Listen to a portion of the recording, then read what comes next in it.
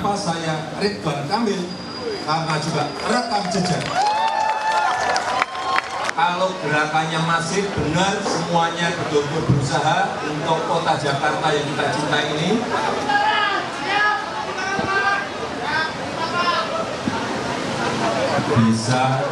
Bisa layak pilpres.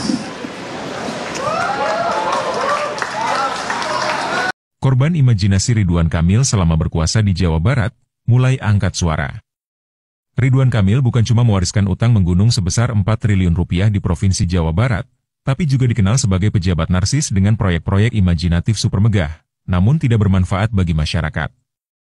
Hasilnya, uang negara miliaran rupiah yang dihamburkan Ridwan Kamil hanya jadi proyek mangkrak yang tak berguna bagi warganya. Kita akan membahas peninggalan Kang Emil di Kota Bandung. Ini halte.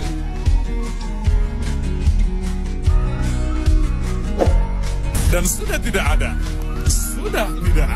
Proyek itu menghabiskan miliaran, tapi sekarang sudah hilang. Dulu halte itu ada di sini, tapi sekarang sudah dibongkar karena sudah jadi kandang burung. Bayar parkir di Kota Bandung. Mesin parkir elektronik. Mesin parkir elektronik ini ada sekitar 400-an lebih di Kota Bandung. Anggarannya ngabisin puluhan miliar, tapi sekarang satu pun udah nggak ada yang nyala. Ya kalau udah mati, bagusnya sih dikubur. Teras Cihamplas. Dulu tempat ini bagus dan banyak pengunjung, tapi sekarang sudah tidak ada pengunjung karena semuanya sudah pada rusak. Dulu ketika ini dibangun, bikin jalan macet, menghabiskan anggaran ratusan miliar, tapi sekarang rusak dan sudah tidak terpakai. Dulu di sini banyak UMKM yang berjualan, tapi sekarang entah kemana. Guys, sekarang kita akan bahas soal program PIPPK di Kota Bandung. Program 100 juta untuk Lembaga Kemasyarakatan Kelurahan atau LKK. Iya, dulu waktu Kang Emil nyalon wali kota Bandung tahun 2013, dia kasih janji mau kasih anggaran 100 juta untuk Karang Taruna, PKK, LPM, dan RW. Nama programnya PIPPK. Dan ini adalah wawancara saya dengan seorang aktivis yang bersentuhan langsung dengan program PIPPK. Ya, pada faktanya anggaran itu dikelola oleh kelurahan. Sering kita mah ngajuin program yang kita inginkan, dan keluar malah program yang lain-lain. Pengennya sih anggaran itu bisa dipakai untuk berusaha, tapi kenyataannya malah habis untuk dipakai rekreasi. Dengan dalih penguatan kelembagaan juga habis dipakai untuk makan minum buat rapat. Kita aja yang mau bikin usaha cuci motor untuk teman kita yang disabilitas, gak bisa pakai anggaran 100 juta itu. Kita malah minta bantuannya ke anggota dewan. Ngeri sekali sih sebenarnya. Sementara itu tahun 2018 ada lurah yang ketangkap gara-gara penyalahgunaan anggaran itu. Ya, kita mau perubahan hidup aja kita udah susah. Jadi guys, mari teliti pada janji dan impian calon pemimpin, karena impian kadang tak seindah kenyataan. Berita terbaru teman-teman, KPK geledah rumah Ridwan Kamil terkait dugaan korupsi di Bank BJB.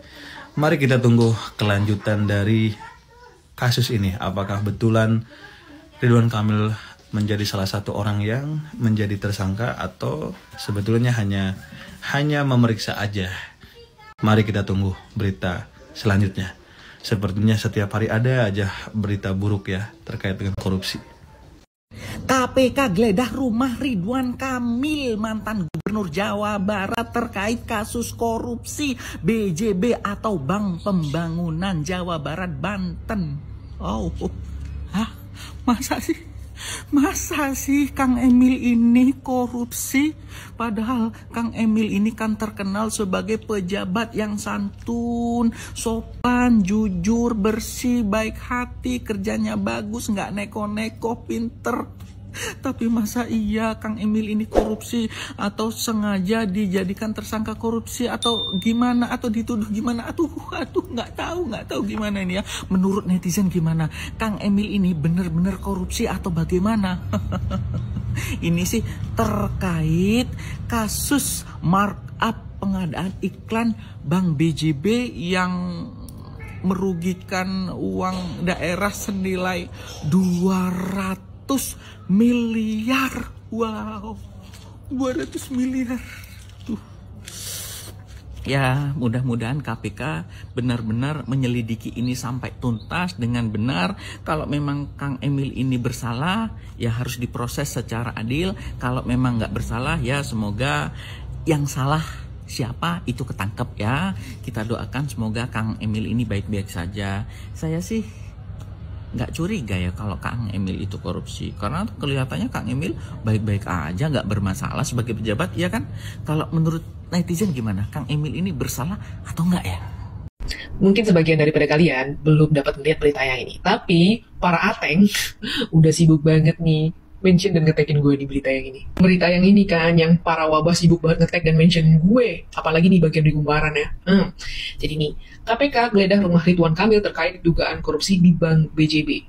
Ini yang harus para wabah pahamin ya.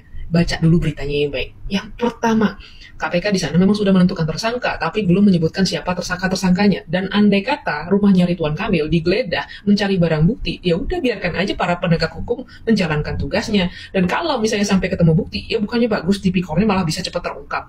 Yang kedua, andai kata ditemukan bukti di rumahnya Pak Ridwan Kamil, otomatis tanda kutip Pak Ridwan Kamil akan bisa jadi tersangka.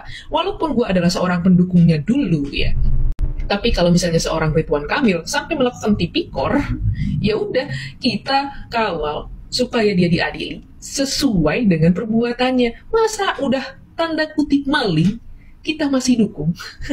Inilah yang bedainnya gua sama para wabah.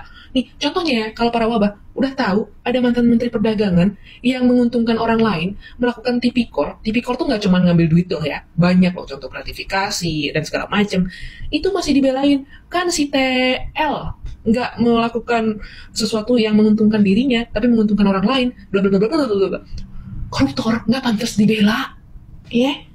Yang ketiga, ya, di kaum kumparan nih, karena gue kan lihat berita di kumparan nih, kaum kumparan emang super duper ajaib. Nih, gue jelasin kenapa ajaibnya. Tukang tahu Japan, masa sih barisan Prabowo pakai baju oranye? Ini nih artinya ya, tukang tahu Japan.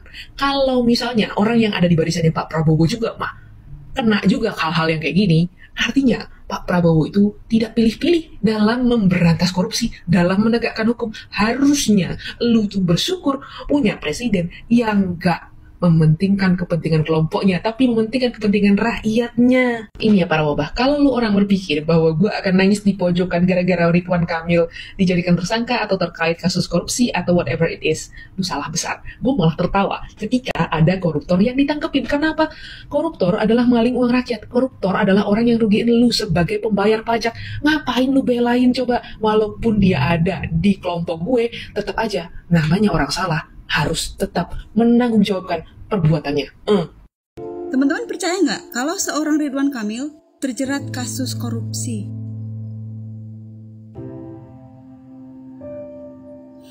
Mas mual balik, Ilma. Si bapak ganteng kalem itu kan menjabat gubernur Jawa Barat selama 5 tahun. Kenapa baru meledak sekarang? Kalau sampai Pak Ridwan Kamil jadi tersangka, asli asa kacida bener. Tapi orang adek taraweh geus we lah eta masuk anu boga informasi tentang berita ini tulis di kolom komentar. Hatur nuhun. Ridwan Kamil dugaan korupsi gila. Ini Pak Prabowo ini tidak mandang bulu. Padahal Pak Ridwan Kamil waktu Pilpres kemarin dia itu orang kepercayaannya Pak Prabowo, dan sekarang KPK geledah rumah Pak Ridwan Kamil dugaan korupsi. Padahal tahun 2024 kemarin, Pak Prabowo itu usulkan Pak Ridwan Kamil untuk maju di calon gubernur Jakarta dan dia kalah. Dan sekarang KPK geledah rumahnya dia karena dugaan korupsi. Kalian tahu nggak alasan KPK geledah rumahnya dia itu karena ada petunjuk gitu loh.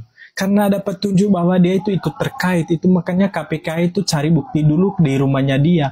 Apakah dia itu terkait korupsi tersebut atau enggak.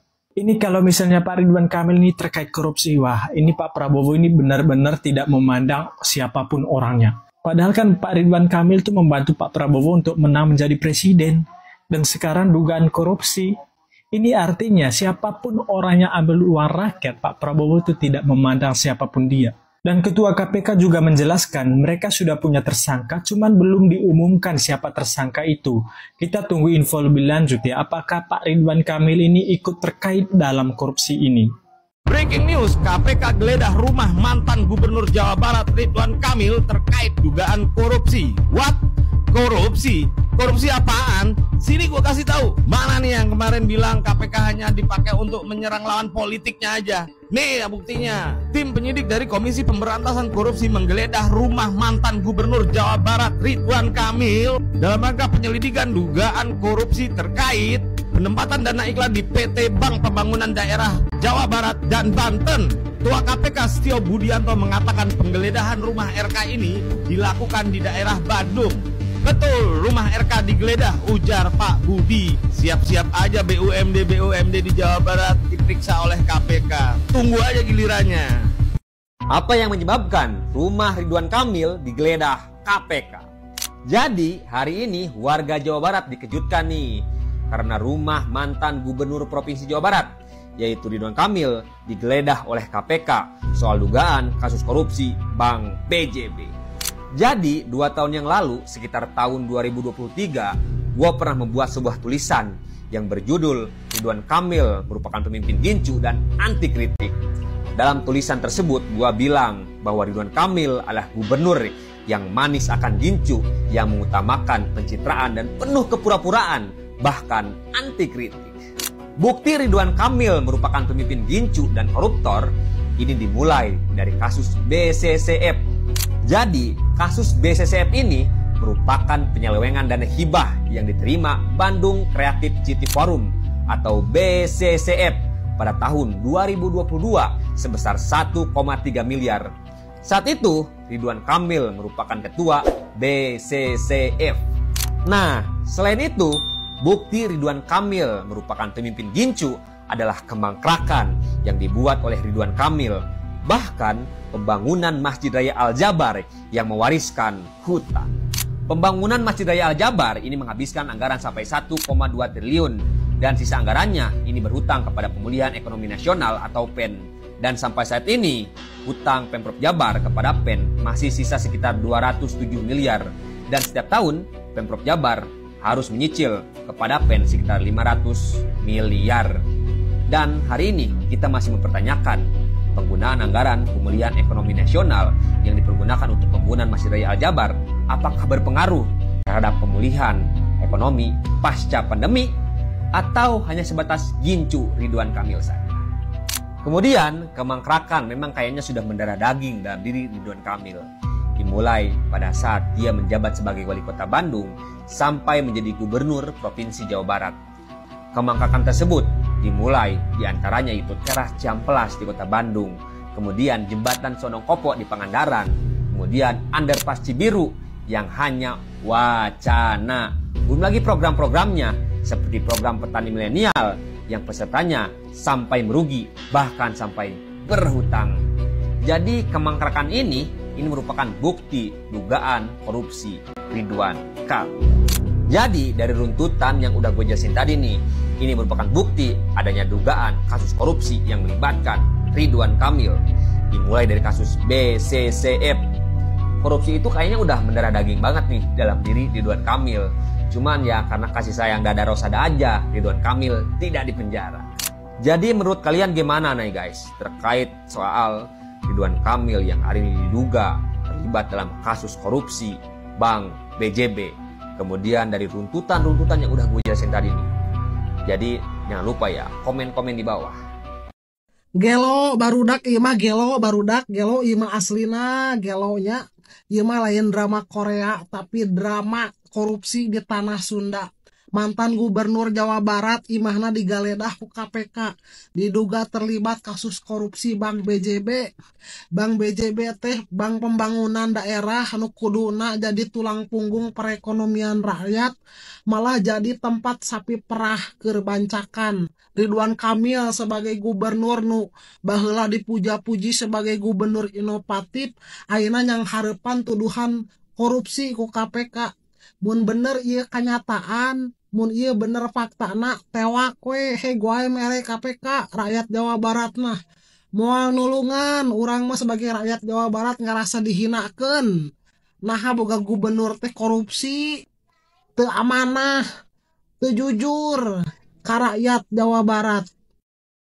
Ya, pada intinya teman-teman, kita masih menunggu hasil konferensi pers dari KPK teman-teman, karena KPK sendiri masih menyembunyikan nama tersangkanya tersebut teman-teman. Kalau memang benar Ridwan Kamil ini ditetapkan sebagai tersangka, saya acungi jempol kepada Presiden Pak Prabowo yang mulai tidak pandang bulu. Tapi masih ada yang menggelitik di hati saya teman-teman terkait kasus Pertamina. Saya 9 tersangka di kasus Pertamina itu hanya oknum rencekan saja teman-teman. Masih banyak oknum besar di balik kasus Pertamina itu teman-teman. Gimana teman-teman menurut pendapat kalian? Tuliskan di kolom komentar. Jangan lupa like, komen, dan subscribe. Nyalakan lonceng notifikasinya. Salam netral. Assalamualaikum.